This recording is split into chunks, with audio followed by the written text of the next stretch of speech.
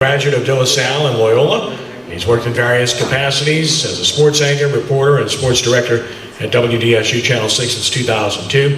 He's won many awards for his outstanding work, best sportscaster in the press club on many occasions, among other awards. And he'll talk about the Saints, among other things, here today. It's always great to have him with us. Please give a warm Greater New Orleans Sports Foundation welcome to Fletcher Mackel of WDSU Channel 6.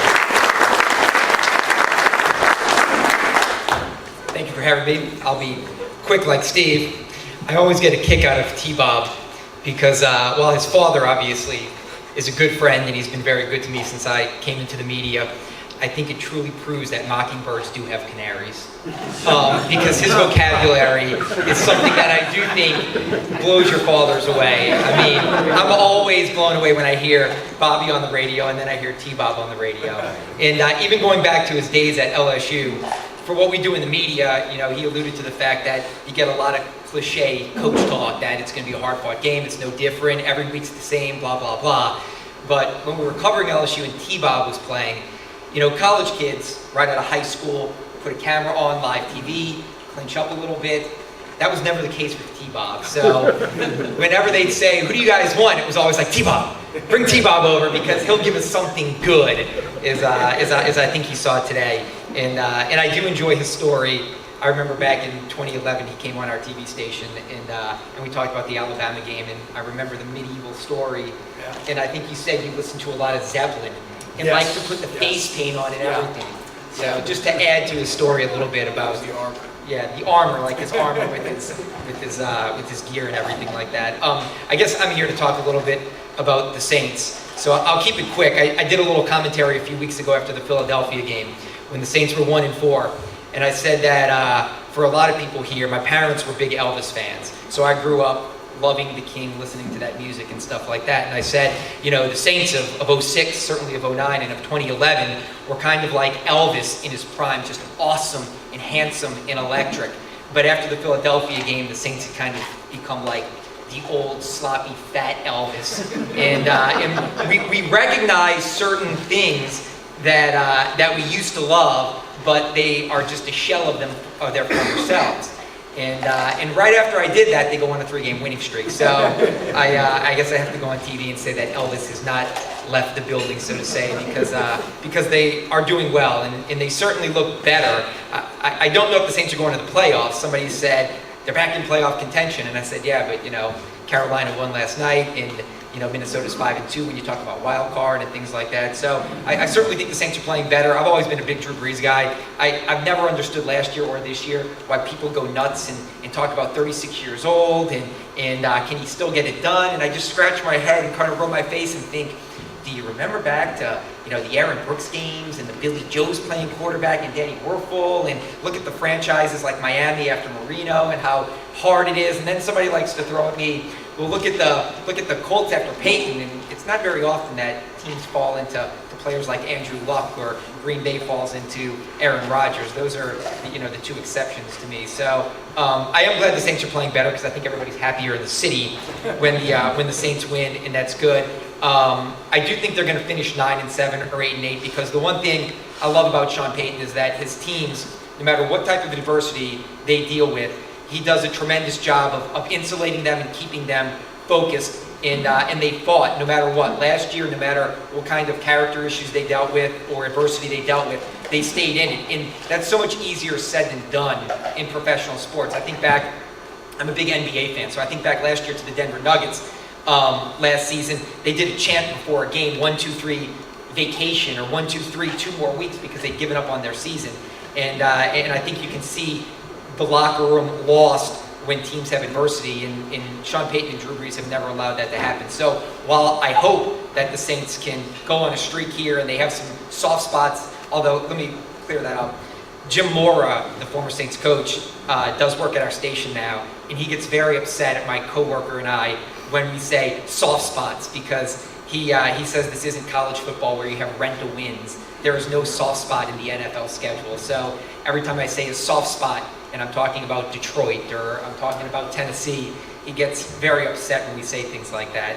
But I do think the Saints will be able to win. I just don't know if they're going to be able to get into the playoffs this year. And quickly, I'll talk about the Pelicans. I was supposed to talk about the Saints because I like talking about the Pelicans. T-Bob alluded to Anthony Davis and the great athletes we have right now. It's tremendous. And I do follow T-Bob on Twitter, and he is a very big, person that's into, sci-fi and Star Wars and things like that. So if you ever need a speaker for an event like that, he's your guy. But I think in the movie Spider-Man, what did Uncle Ben say? He told Peter Parker, with great power comes great responsibility. As far as the Pelicans go, I feel like they have a great responsibility now that they have Anthony Davis. Because once you have a star player in the NBA, it's not about getting the team anymore. It's about winning and winning championships. And when you don't win big with a star player, it can get ugly in the NBA. Look no further than Chris Paul here. When winning was a pipe dream, he forced his way out. Kevin Love in Minnesota, winning was a pipe dream, forced his way out. So to me, the clock has started ticking for the Pelicans in a potential push to a championship. So when people say, oh, they just have to be a little better this year, if they don't take a significant step this year, then to me it is a huge letdown. Just getting into the playoffs is no longer acceptable. And while I love Dell Demps and have a great relationship with him and think he's a really smart general manager, and I hope they've done the right things, I do have questions about they've got the power, but have they been responsible with putting the right players around Anthony Davis? Because I look at the team and sometimes don't necessarily think that they're anything more than a fringe playoff team. So I think for the Pelicans, the clock is ticking, and hopefully they can take a step with the players that they feel are going to help them do that. I just don't know if they get there. I think I started a lot of people on social media. The Pelicans have a very die-hard social media fan base, which is great because it gives us a chance to interact with everybody. But I tweeted during the Saints game when they won that the Pelicans are 0-3. Yes, they're decimated by injuries, but they have looked pretty abysmal in their first 3 games. I mean, non-existent defense, offense looks like street ball. Anthony Davis, it's hard to figure out how he's being utilized and what he's doing. So I tweeted out that after the Saints win, I truly believe, maybe just a little bit, that the Saints may have a better chance at the playoffs than the Pelicans, which just enraged the Pelicans bloggers and the fans and the people that are kind of the Pelicans truthers. So yeah, but we'll see. At least we have Leonard Fournette in LSU. So if the Saints are 8-8, the Pelicans are an 8 seed, at least maybe LSU goes to a national championship and Leonard becomes the first player since Billy Cannon to win the Heisman Trophy. So we'll see how it all works out. And if anybody has a question, I'll do my best to answer it. Oh, Johnny Hughes. Just FYI, I lived with the Hughes brothers in college. I've told this story many times when we were all in college, and Brian's not here. I could talk about how great of a baseball player he was, Tulane Hall of Fame.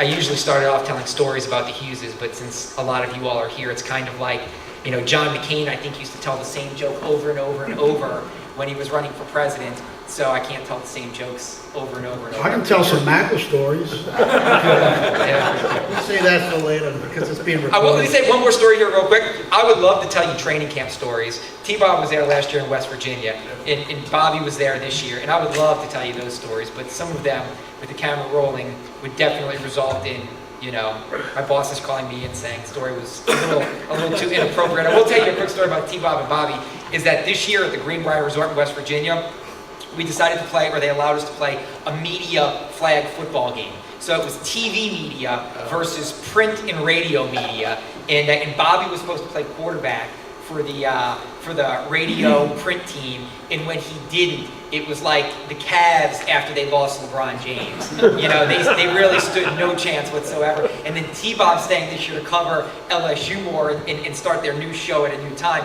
He wasn't there, so while the TV members of the media are far from the most elite athletes, let's just say when it came to the other radio and print guys besides Bobby and T-Bob. Y'all have to stay in shape, though. Think about it, right? The TV guys have the inherent advantage. They got to look good on TV. All these radio and print guys. We're hidden behind great mics and everything. But once the hay-bears were not there, it turned ugly. Christian Garrick is not a very good quarterback. Yeah, no. So we've already decided next year for the NOLA Media Bowl, we're going to have a draft. And we're going to kind of let everybody pick their teams. And if Bobby plays, then I think it'll be a little more balanced. Sorry, Johnny, did you have a question? Although it is getting, I guess, late. And I'm sure Bobby has some kind of question about the Pelicans. Actually, I got two. I can hear you, Johnny, just go. I got two questions. First of all, a lot of the Saints players who have shined under the Payton system have been up other teams and haven't really had success with other teams, whether it's Joe Horn or Lance Moore and almost Jimmy Graham. Well, obviously, we all got the news today about Pierre. Now in Frisco, I want to know how you think he's going to fit in with that system and what he's going to do. What do you think he might do with Frisco? Sure, Pierre will be fine. I mean, to me, San Francisco's season is spiraling out of control the wrong way, so I wouldn't expect any greatness out of Pierre Thomas. A lot of people, when Kyrie Robinson went down with a horrific injury last week, which was really horrific, I mean, our photographer got shots of it, and it was definitely one of those compound fractures that you see it and you wince. But somebody said, why isn't Pierre back? Why don't they call Pierre? And I think my belief is, from what I've been told, is that anybody who was jettisoned last offseason was part of the culture change. And, you know, because Drew Brees, think about it. Everybody keeps saying, why are you all better? Why are you going to overcome adversity? And Drew Brees, and everybody says, we have a better locker room, we have better guys, we have better people. And the only one they've really singled out, which is the easy target, is Junior Gillette. They've never said anything about Jimmy, and they've been pressed. People say, are you talking about Jimmy? And they're like, no, we love Jimmy.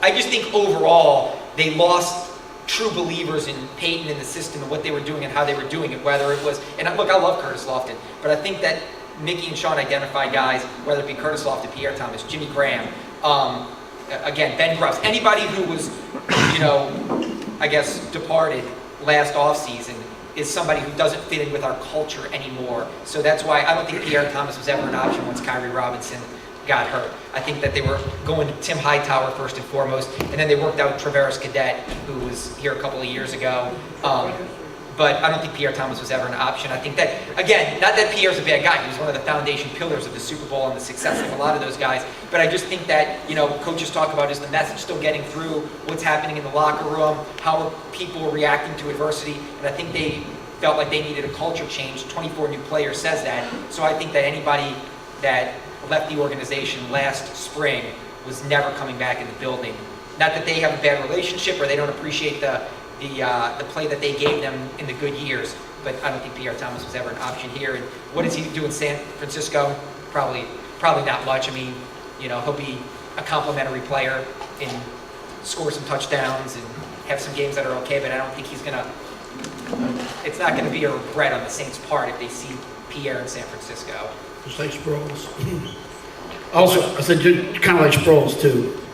Also, the Saints are playing the team with the worst record in the league. Who just fired their coach this I morning. was just about to say. They also have, I don't think the Saints have a good record against a team that's faced that type of adversity, firing a coach right before a game. So what could happen this weekend? The Saints, I remember, lost Jim Haslett's Rams right when he took over as interim head coach after they fired the St. Louis Rams coach, and they were 0-8, I believe, and then Jim Haslett came back here and won. Again, like Jim Mora always tells us, Jim Mora doesn't like two things. He doesn't like soft spots on the NFL schedule because he says that every NFL team is an NFL team, and he also doesn't like when we say, they said, coach, and he goes, who are they? And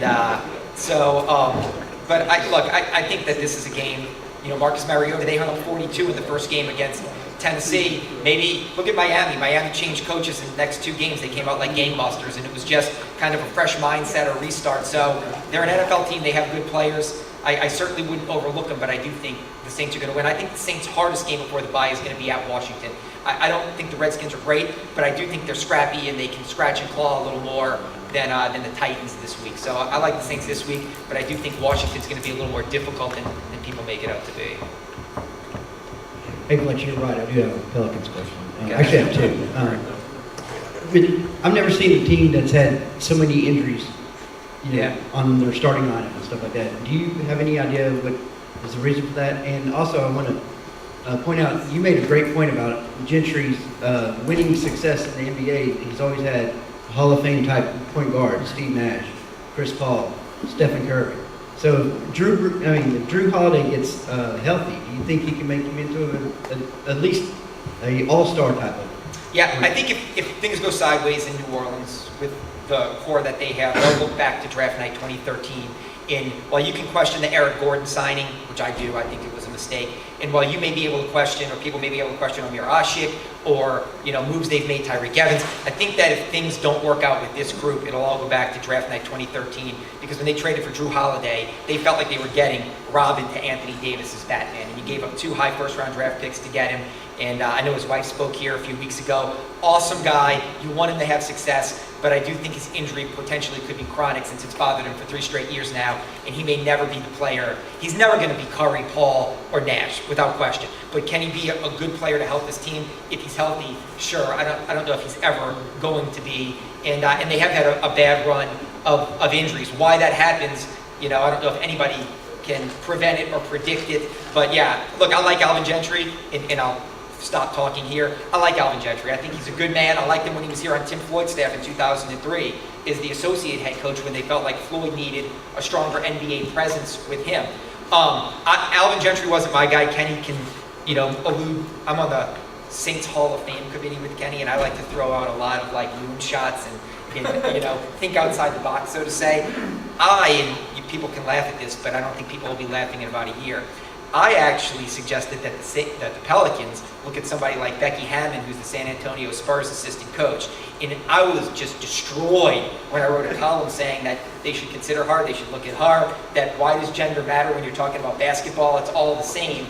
And then she went on and won the Summer League championship with the Spurs, and less people laughed. And then Popovich this year said that she'll be a head coach next year in the NBA, and less people are laughing. And so I have no problem with Alvin Gentry, but I do question, is he a head coach or is he one of those great assistant coaches? Because when he was in Phoenix, he had Steve Nash coming off 2 MVPs. He had Amari Stoudemire, who was a top 10 MVP. He had great health. When he was with the Clippers, he had Chris Paul, DeAndre Jordan. When he was with the Warriors last year, he had great players. I'm sorry, I'll wrap it up here, I promise. Jim Moore always tells us too, is that he spent 50 years in coaching from when he was 20 years old to 70 years old. And he goes, let me tell you what I learned about coaching. Coaching is overrated. If you have great players, you win. And if you don't have great players, you don't win. And I just don't think the Pelicans they have one great player. And then I think they have a bunch of guys. And so, I hate to be Debbie Downer on the Pelicans, but we'll see how it works out. Thanks for having me. Sorry I talk a lot.